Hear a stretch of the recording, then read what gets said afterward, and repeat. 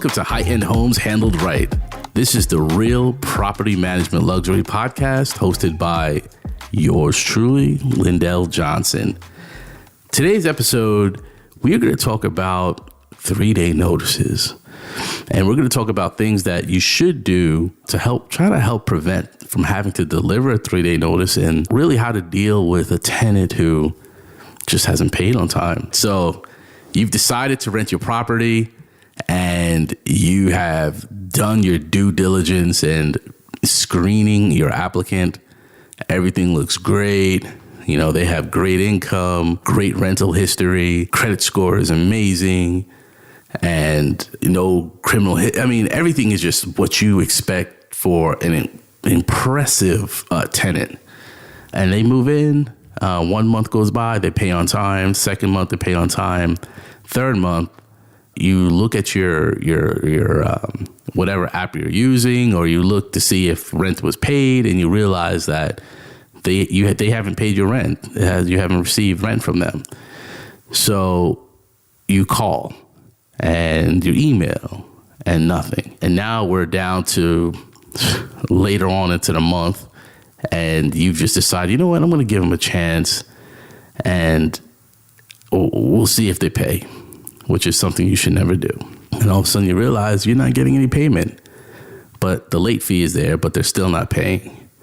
So the 3-day notice is there to make sure that it is basically a legal document that puts the tenant's foot to the fire. It's really just telling the tenant that, hey, this is serious. If you don't contact us or fix this within 3 days, we are going to move forward with an eviction. You should never do what I just said in that example and wait that long to give a 3-day notice. I give 3-day notices on day 3 of the 3rd day of the month. I mean, I don't wait. And I'll explain later on and why I do it. So, why I do it the way I do it. But you want to make sure that the renter realizes that, hey, I was late, I need to pay, and, you guys are serious. The landlord and the owner is serious about receiving the payment. And it gives them actually an opportunity to maybe come up with a payment plan. Or maybe something happened in their life. Like in that example, I said that they were incredible. It was an incredible applicant. And maybe something did happen. Maybe they had a death in the family and they had to pay for a funeral, or maybe someone had lost a job, or, life happens. Life happens. And most owners, property managers, they understand these things. And if there's a need for a payment plan, I think 99 out of 100 owners or property managers would say okay to that. You're telling me that a manager or owner is going to say, I would rather get nothing from you instead of actually getting something, to the point where then you finally now have paid up and you are where you need to be. Most people would say, yes, that's, if I'd rather take that then. But of course, the best way to go is just pay on time. That's what we want. We want tenants that take care of their property. We want tenants that love where they live. We want tenants to keep that property as if it was their own and pay on time. If the owner has a mortgage, I bet you the owner has to pay that mortgage on time. So it doesn't make sense that a renter should rent the property and not have to pay on time. It's just, it's almost, if you don't pay your phone bill on time, eventually they got to cut off your phone. Right. Same type of thing. So when you have a 3-day notice, this is a very, very important document that you must deliver. And I'm talking to the owner, property managers. You must deliver it correctly. You must give it to the owner, or to the renter. I'm sorry. You must give it to the renter in a specific way. Either you open up the door, you put it on the back side of the door, hand deliver it, certified mail, registered mail. But you cannot deliver a 3-day notice by a text.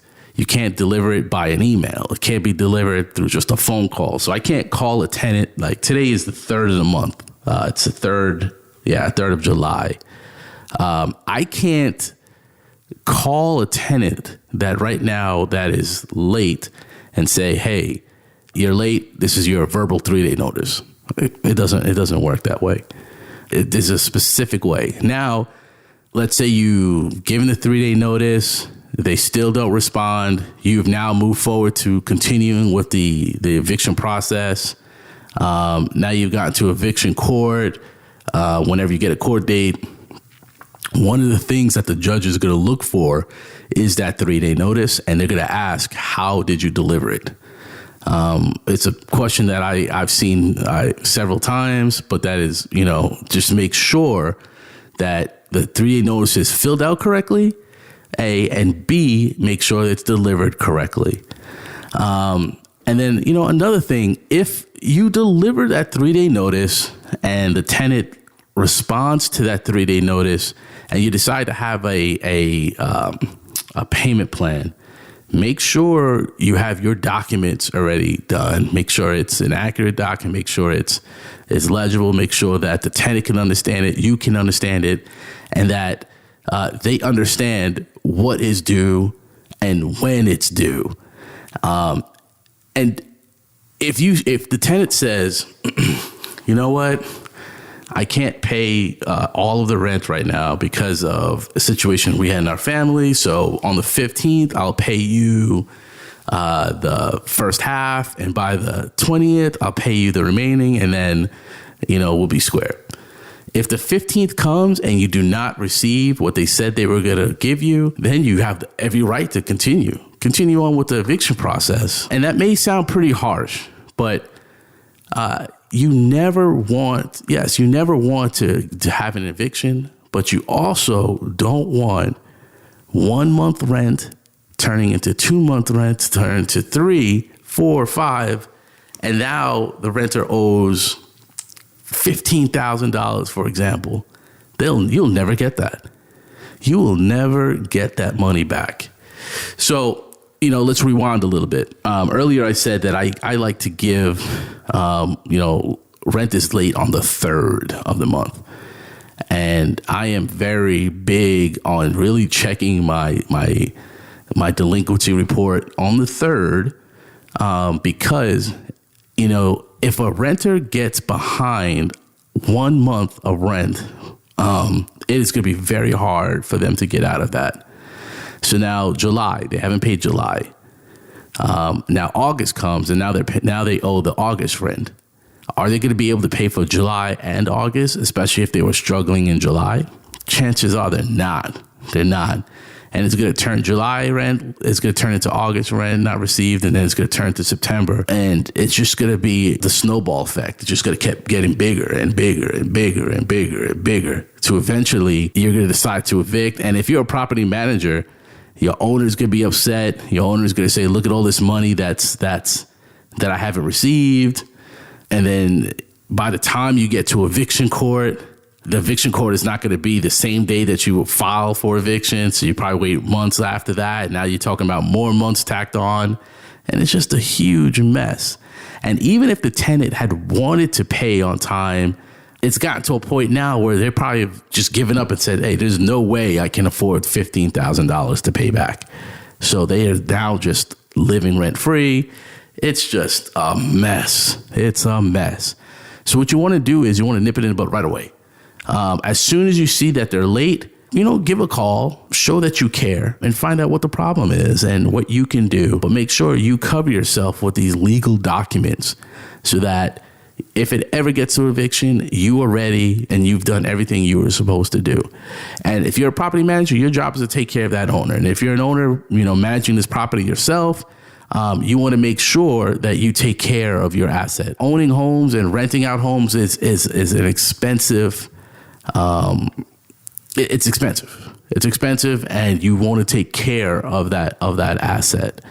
So once again, really make sure that you fill out that 3-day notice correctly. Make sure that you deliver it correctly. Make sure that the tenant, if it's going to be a payment plan, make sure that tenant responds, and make sure you are firm with the payment plan dates. And do not let late rent for 1 month turn to late rent for 2 months and so on, because you will never get out of that. And, most deposits are about, here in Texas, I charge for each property about 1.5 times the rent. That's how much I is my deposit amount. So your deposit amount really should not be used for owed rent. It should be for beyond normal wear and tear in that unit or in that house. That's what that deposit should be for. So you should never have to pull that deposit. So let's just say they, didn't pay that 1 month's rent or 2 months has gone by or whatever, and now you're going to have to take out that deposit money. Now, what happens when you you go and you do an inspection, you find out there's holes in the walls, or you find out that there's damage all over the property? Where is that money going to come from to fix those issues? Because now you've lost on your rent. You've lost now because now it's beyond normal wear and tear in the property. And this is just a big, big mess. And honestly, this is why some people do not want to do rentals. But this is why it's also important to have professional property managers or professionals taking care of your house or your unit, because they know the tricks and they know how to really manage people and how to make sure that these things don't happen or reduce the chances of this happening. Our goal is really to make sure you get a great return on your investment. And by doing the right things, that's the best way to make sure that happens. But that's it for today. We wanted just to touch base on this 3-day notice. This weekend, if you guys are going out enjoying the 4th of July weekend, please have fun, be safe, and just enjoy your time. And it's great to be here in the incredible United States of America. And, thank you for taking your time to listen to this podcast. And I hope you learned something from today. Once again, this is Lyndel from High End Homes Handle Right. This is the Real Property Management Luxury Podcast. Have a great day.